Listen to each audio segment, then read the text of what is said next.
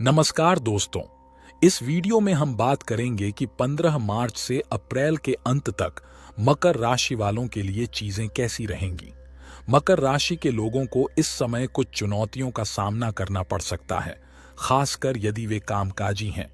हो सकता है कि उन्हें पदोन्नति नहीं मिल रही हो, नई नौकरी खोजने के लिए संघर्ष करना पड़ रहा हो या काम में असंतोष महसूस हो रहा हो। ऐसा शनि के प्रभाव के कारण हो सकता है, लेकिन चिंता न करें, चीजें जल्द ही बेहतर हो जाएंगी।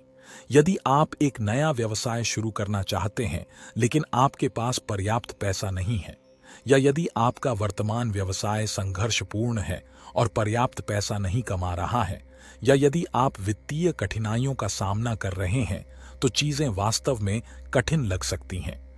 लेकिन जिनकी कुंडली में शनि अच्छी स्थिति में है, उनके लिए फरवरी से पहले चीजें बेहतर होने लग सकती हैं। इसलिए भले ही अभी चीजें वाकई खराब लग रही हों, निकट भविष्य में सुधार की उम्मीद है। मैं आपको बताना चाहता हूं कि हर किसी के लिए सब कुछ खराब नहीं हो रहा है। फरवरी से पहले चीजें वास्तव में बेहतर हो रही थीं, लेकिन शनि नामक ग्रह के कारण कुछ लोगों की किस्मत खराब थी। यदि आपकी कुंडली में शनि अच्छी स्थिति में नहीं है, तो आपको चुनौतियों और संघर्ष का सामना करना पड़ सकता है।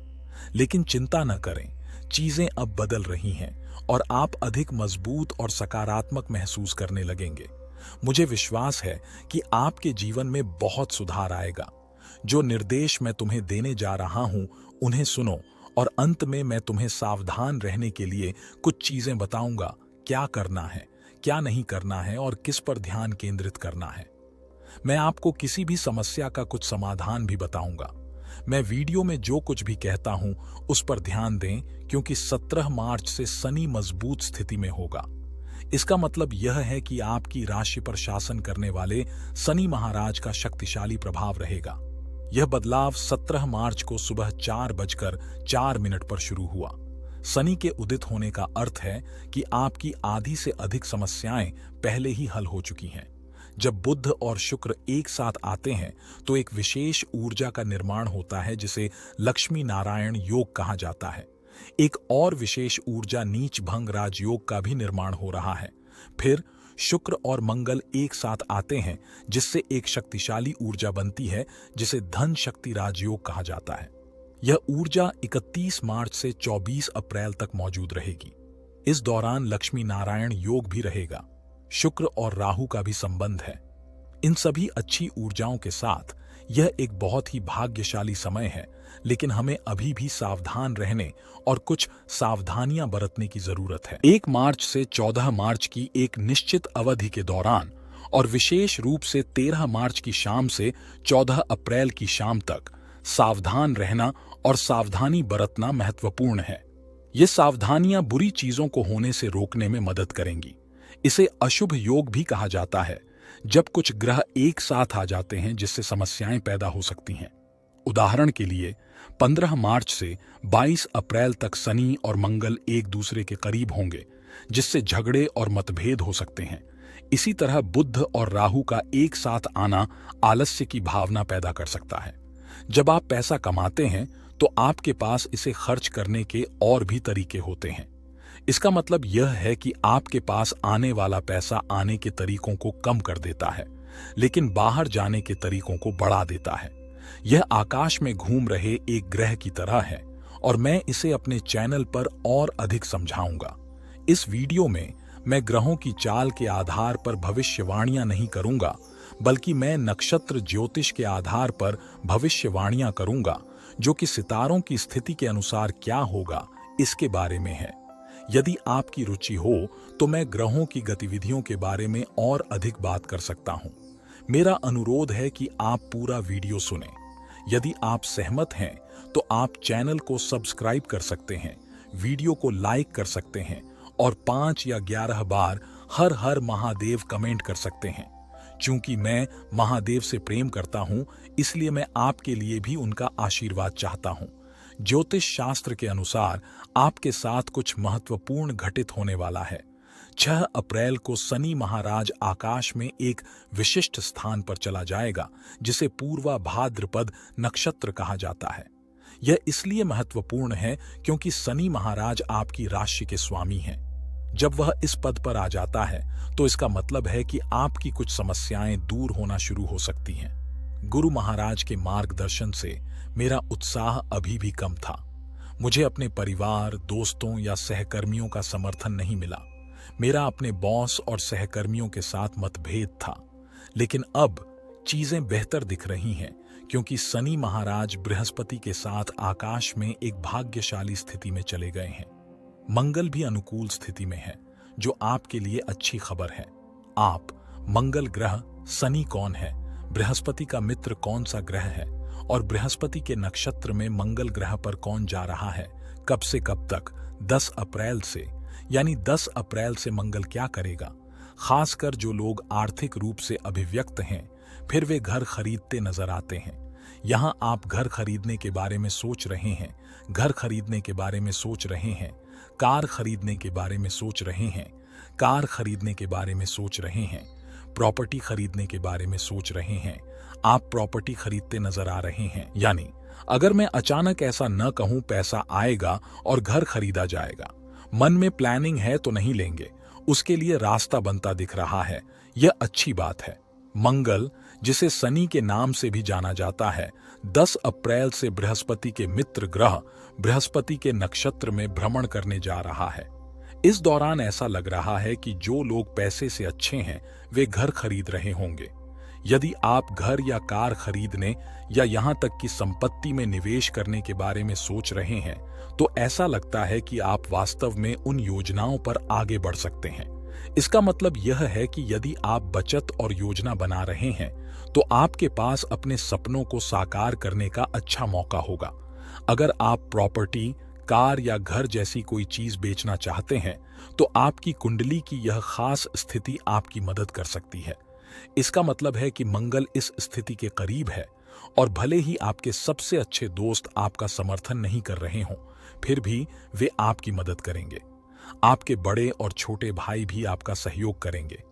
आप जो भी कार्य करेंगे उससे आपको लाभ होगा। अब बात करते हैं कि गुरु महाराज किस नक्षत्र में जा रहे हैं।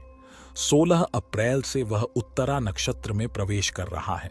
बस यह सुनिश्चित करें कि आप कृत्तिका नक्षत्र में न जाएं, क्योंकि वह सूर्य का नक्षत्र है। यदि आप किसी दूसरे देश में रहते हैं, जैसे कि एक विदेशी ग्रह, और आपके परिवार के सदस्य वहीं पैदा हुए हैं, तो यह आपके लिए एक अलग सूर्य होने जैसा हो सकता है। ये परिवार के सदस्य संघर्ष कर रहे होंगे, लेकिन भले ही उनका जन्म अलग अलग जगह पर हुआ हो, फिर भी वे आपके जैसे ही देश के हैं। यह याद रखना महत्वपूर्ण है क्योंकि यह प्रभावित करता है कि उनके लिए चीजों की गणना कैसे की जाती है। जो लोग दूसरे देश में जन्मे और बस गए, उनके लिए यह बहुत भाग्यशाली होता है जब बृहस्पति सूर्य के विशेष तारे, जिसे कृत्तिका नक्षत्र कहा जाता है, पर जाता है। यदि 12वां घर 8वें घर के नक्षत्र में है तो इसका मतलब है कि आपको विदेश में काम करने या अध्ययन करने के अवसर मिल सकते हैं। यह शिक्षा के लिए या नौकरी के लिए हो सकता है।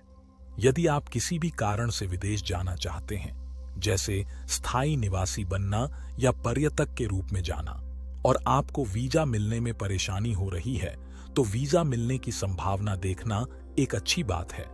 यह उन लोगों के लिए विशेष रूप से अच्छा है जो पहले से ही अपने देश से बाहर रह रहे हैं। लेकिन आपको सावधान रहने और सुरक्षित रहने के लिए कुछ चीजें करने की जरूरत है। मैं आपको बताऊंगा कि वे चीजें क्या हैं और आपको उन्हें करना सुनिश्चित करना होगा। अब बात करते हैं सूर्य और शनि की। 15 मार्च से शनि महत्वपूर्ण होगा, विशेषकर 17 मार्च से। जब शनि उदय हो रहा होगा तो आपके लिए चीजें बेहतर होने लगेंगी। आपका मूल शनि है और यह अच्छी बात है। चिंता मत करो, सब ठीक हो जाएगा। अब आइए कुछ चीजों के बारे में बात करें जो आपको सुरक्षित रहने के लिए करनी चाहिए। 14 मार्च से 14 अप्रैल तक खरमास नामक एक विशेष समय होता है जिसमें हमें कुछ गतिविधियों से बचना चाहिए। इनमें नामकरण समारोह न करना, स्कूल शुरू करना, छेदन संस्कार, भगवान को भोजन अर्पित करना, कुछ समारोह शुरू करना, शादी करना, नए घर में जाना या अपने घर के लिए विशेष आशीर्वाद देना शामिल है। इसके बजाय अपने दैनिक कार्यों को अधिक समर्पण और सावधानी से करने पर ध्यान केंद्रित करें। इस दौरान आप जो कुछ भी करते हैं उसमें सम्मान और भक्ति दिखाना महत्वपूर्ण है। अब मैं तुम्हें कुछ समझाता हूं। यदि आप मकर राशि के हैं तो इसका मतलब है कि आपका जन्म एक विशेष राशि चिन्ह के तहत हुआ है। मकर राशि के लोगों को हमेशा याद रखना चाहिए कि उन्हें कभी भी किसी और से कम महत्वपूर्ण महसूस नहीं करना चाहिए। चाहे उनकी उम्र कुछ भी हो, उनके पास कितना पैसा हो, वे कितने स्मार्ट हों या वे कितने लोकप्रिय हों, भले ही वे छोटे हों या दूसरों की तरह मजबूत न हों, फिर भी हमें उनके साथ दयालुता से पेश आना चाहिए और उनकी भावनाओं को ठेस नहीं पहुंचानी चाहिए। साथ ही मकर राशि वालों को रोज सुबह सूर्य देव को जल चढ़ाना और सूर्य को देखना जरूरी है। हर साल खरमास तब होता है जब सूर्य धनु और मीन राशि में प्रवेश करता है। इस दौरान सूर्य को अर्घ देना और पास की नदी या गंगा जी में स्नान करना जरूरी है। पूरे महीने स्नान करने और सूर्य को जल चढ़ाने से आशीर्वाद मिल सकता है, खासकर यदि आप किसी पुरानी बीमारी से जूझ रहे हों।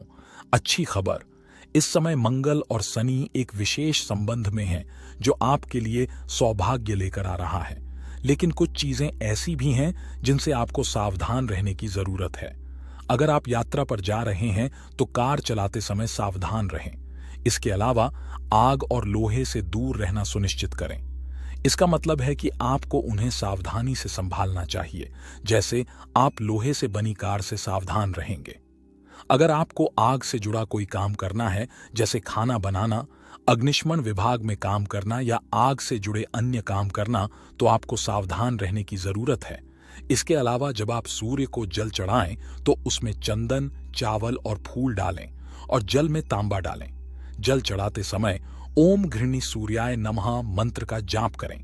याद रखें कि जल किसी लोटे या तांबे या कांसे की थाली में ही चढ़ाएं और पहले से ही यह सुनिश्चित कर लें कि उसमें जल हो। आपको एक विशेष मंत्र का जाप करके सूर्य को अर्घ्य देना चाहिए। जल को कांसे की थाली जैसे विशेष पात्र में रखना चाहिए। जल अर्पित करने के बाद सौभाग्य के लिए इसे अपने माथे, हृदय और भुजाओं पर लगाना चाहिए। आप अपना आभार व्यक्त करने के लिए तिल, कपड़े या अनाज का दान भी कर सकते हैं। गुरुवार को उपवास करना भी एक अच्छा विचार है, क्योंकि यह सूर्य और बृहस्पति से जुड़ा है। जब आपके गुरु बन जाएं, तो उनकी पूजा करना जरूरी है। 15 मार्च से शुरू होने वाला समय आपके लिए अच्छा रहेगा। आप अपने गुरु के लिए पीली वस्तु का दान कर सकते हैं, यह भी एक अच्छी बात है। हृदय स्तोत्र का पाठ करना भी शुभ माना जाता है, इसलिए आपको भी ऐसा करना चाहिए। शनि का जाप करना भी एक अच्छा विचार है। कुल मिलाकर आपकी राशि के अनुसार यह आपके लिए अच्छा समय है। मैं इस बात की गारंटी नहीं दे सकता कि मेरी भविष्यवाणी आपके लिए पूरी तरह सटीक होगी, क्योंकि आपके जैसे लाखों करोड़ों लोग हैं जिनकी राशि एक ही है। उन सभी के साथ ऐसा ही हो सकता है। यह आपकी कुंडली में ग्रहों की स्थिति पर भी निर्भर करता है। यदि शनि अच्छी स्थिति में है और आपकी कुंडली मजबूत है, तो मेरी भविष्यवाणियां आपके लिए अधिक सटीक होंगी। लेकिन विचार करने के लिए कई कारक हैं। अपने आप में मजबूत और आत्मविश्वासी होना महत्वपूर्ण है। यदि आप मेरी भविष्यवाणी पर विश्वास करते हैं तो यह सच हो जाएगी। यदि नहीं, तो यह सटीक नहीं हो सकता है। यदि आप अपनी कुंडली के बारे में अधिक जानना चाहते हैं और आप कितने सफल होंगे, तो आप मुझसे बात करने के लिए नीचे दिए गए नंबर पर कॉल कर सकते हैं।